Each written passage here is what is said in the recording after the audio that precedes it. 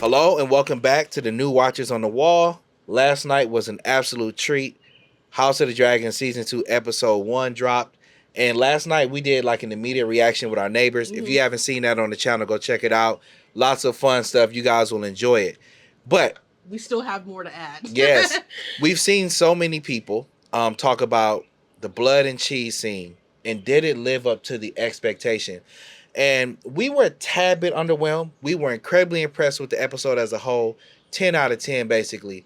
But we wanted to share our thoughts and perspective of maybe a couple of things that could have been added to elevate that scene. But before we do that, let's give them a quick synopsis of how that scene transpired in the book.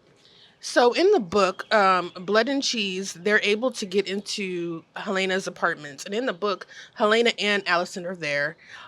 They ask Helena, choose one of your children to kill. And, they threaten rape, murder, all this stuff of the children. And she chooses the younger one. In the show, it's a boy and a girl. In the book, it's a boys.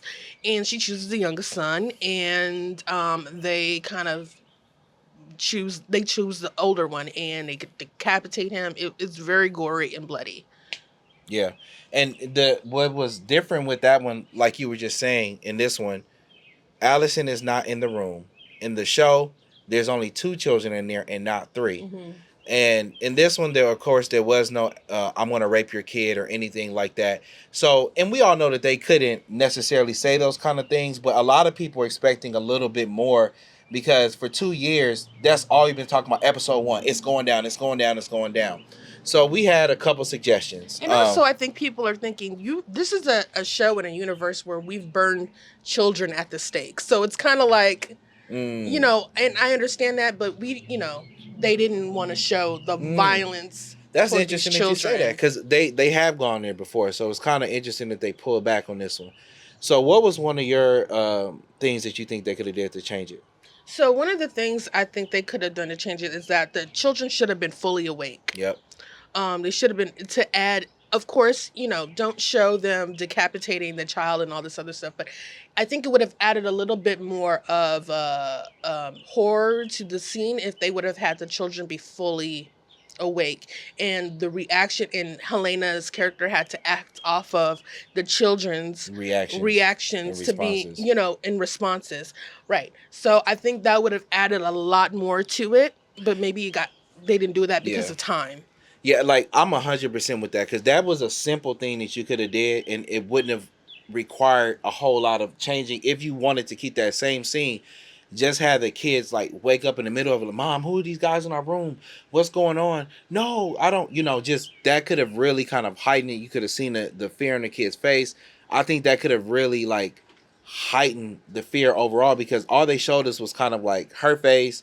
We see, blood, cheese with the knife at her neck, and they focus on them a lot. But by them having them awake, I think that could have really kind of helped elevate that scene. And I don't remember if did she watch them kill they kind of started, and then she started to walk out. As they started, she grabbed the other child and walked out. And that leads us to the other thing that we were saying. Well, it was kind of a complaint, but like, why would they let her just leave, right? But the other thing that I felt like really could have elevated that whole scene of the blood and cheese navigating throughout the castle was I would have liked to have seen them have to maybe murder somebody along the way as they're getting there, because I was truly shocked that they were able to get all the way there and literally had no interactions with anyone to stop them and say, hey, you're not supposed to be on this floor. Like, even like the handmaiden that was there, when she looked shocked when she saw him, they could have said, man, we got to get rid of her. She's going to tell somebody.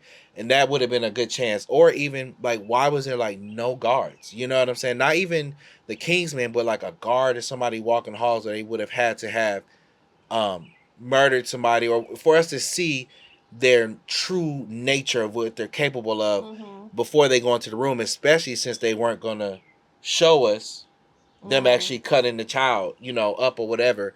So I would have liked to have seen that as they navigated the castle. One of the things that I think might be the reason why, because remember we were talking yesterday about how, like, why are they showing Alicent in all these sexual situations. Like, why? And I think I know why now. You know, Helena, she's looking for the I don't know what she was looking for, but she busts in on her mom and she's like having sex with Sir Christian Cole. And it was just kind of like, Christian Cole, where were you when this was happening? You're supposed to be protecting this family. Mm. She was probably, that's what Helena was probably looking for. Sir Kristen Cole. She was probably looking for him. And they're going to have, because she saw them, Alicent and Kristen Cole are going to have a lot of explaining to do next episode. Because Mm. where were you? Yeah. No, that How were they able to get into the castle and murder the heir apparent, and you in there chilling and blowing her mom's back out? yeah. I mean, like, and so I'm guessing that is why it adds another level of another level of intrigue to the story. Yeah. And that goes back to what you were saying before we started filming, which was you actually would have preferred to have Alicent in the In the room room. with Blood and Cheese while all of this was going on, because that would have added another dynamic to capture what that person's experience was like as well. In addition to the kids maybe being up, Yeah. then you got Alicent in there, and then you got their mother, and it's just like this whole thing going on, and it goes back to what we were both kind of talking about, which was it was interesting that they go barging up in there and we see the sex scene, because they definitely are setting it up for. I think they're going to definitely do something with that relationship, and it's going to come out to the forefront, especially since we got Clubfoot. To me, it's evident he knows, but I don't understand why Blood and Cheese, if you're going to do what you did, why you wouldn't tie everybody up, so that they couldn't leave, because the way that they did it with her being able to go and go into the bedroom and see Chris and Carl having sex and stuff, that means that they literally Blood and Cheese literally gave themselves no time to escape, which makes no sense whatsoever. Whereas if you had tied them up, it might have been an hour or two before somebody would, maybe even the next morning before Right. somebody came in there, Right. a handmaiden came in to see the family tied up, and you would have had all night to escape. But the way they did it, now they're literally on the run, running out of the Red Keep with maybe a 30-second head start. Yeah. So, but like I said, this whole thing with Sir Kristen Cole, I think it's added something. I'm not Oh, down the sure line. what it is or how it's going to play out, but it's definitely made the stakes a little bit higher for Alicent, especially now that she's a prisoner almost in her own home. Mm-hmm. It's almost like they're trying to compromise her, because she, throughout the first season, she was the one that was basically, from a moral perspective, she looks like the most moral person, right? And then even when the throne got usurped or whatever, um, it was because she thought her husband truly was telling her that he wanted Aegon to be on the throne, and she just misconstrued what he said. So she hasn't really maliciously been doing anything wrong or bad, and it's just interesting that now we have her completely turning into the thing that she hated the most about Rhaenyra. It started off with Clubfoot, but that weird thing they had going on, and now she's literally getting her freak on with Christian Cole, like literally and figuratively, and it's like it's going down. So those are some of our thoughts of like how we feel like it maybe could have been elevated. What are you guys' thoughts? What do you think could have elevated that little part? And even with us, with this little small constructive criticism that we're giving. But overall, that episode was beautiful. It was shot beautiful. Like I said before, I was expecting a little bit more, urgency, but, for it to come in the way it did, I think it was, having thought about it, was perfect, because the rest of the season is just going to be escalation after escalation after escalation. So I think it was a smart move to start it where it was. Yeah, I felt like the pacing was. Some people was like, "Oh, I thought it was slow." I thought the pacing was amazing, and we talked about it last night in our other video. I love how Rhaenyra literally had no lines, right? And we talked about it last night how Her face. her face was enough for 5 pages of script. Her face said enough, and that one line she had, it just lets you know that it's on and popping. So I think we're in for a superb And treat. also, too, did you notice how she called him by his full name? Called who? Aemon Targaryen. I want Aemon Targaryen. Yeah. It was like she had separated the fact of where that's her brother. Like it wasn't even like a thought. He's just some like he's some man off the street, right? So it kind of just in her mind has separated. This is a family because we talked about that yesterday, right? About how these are family members fighting each other, and I think I mentioned how it was almost like they weren't even siblings. It was like the dad had married somebody and started a whole new family and forgot about the other kids, but it solidified in that one statement. I want Aemon Targaryen. Yep. That is not her family. That is just that's Alicent's child. Yep. That's not even her father's child. That's not her brother. That's no one she is considered family. I want Aemon Targaryen. Yeah, completely off the deep end. And with that, I mean, really just signified, that the Dance of the Dragons is really, really on. You know what I'm saying? Just, I mean, we're in for a superb treat. And I don't know, man. I hate to say it, but I feel like this show is hanging in there with Game of Thrones.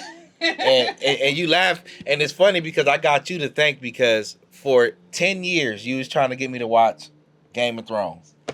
And I remember the day you asked me, when is season 8 coming? And I said, I've been waiting 2 years. We've been waiting so long. And you're like, what? And then that's how long have you been waiting? You guys been waiting? I'm like, it's been. And then that's when I binge watched it. I literally watched all 7 seasons of Game of Thrones 3 weeks before season 8 dropped.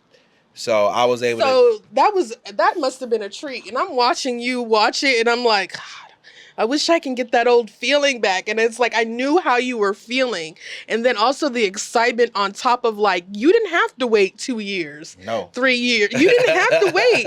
Knowing that you were like, I'm done with season 7 in 3 weeks. Season 8 is coming. And I'm just watching like jealous almost like, oh, this is cute. You're watching and you're getting almost immediate gratification where all the other fans had to wait. All this time. Yeah, and the crazy thing is I still watch Game of Thrones every day. I just started it over. Plays in the background in our house. Except season 8. Except season 8. Except I mean, you could play it in the background because you can't see it. Yeah, half of it you can't see it. But what's funny is I actually did watch season 8 like about 2 weeks ago, and I'm not mad at it. Like initially I was super frustrated, but they've definitely made up with this House of the Dragon and the other stuff that they're coming out with. I mean, they're bringing such heat, and it's just so crazy how, because like a show like this, if you haven't watched House of the Dragon, it's gonna make you go and watch House of the Dragon. And it's Game of Thrones. Game of Thrones. And so the universe, as people call it, is just going to continue to grow with fandom because you have people like myself who are going to jump on it,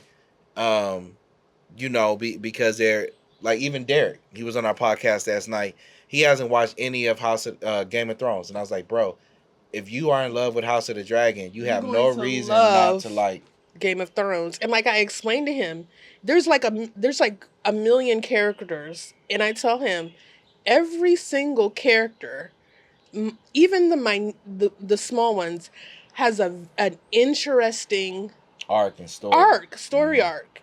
And even if it's not a story arc, has interesting dialogue.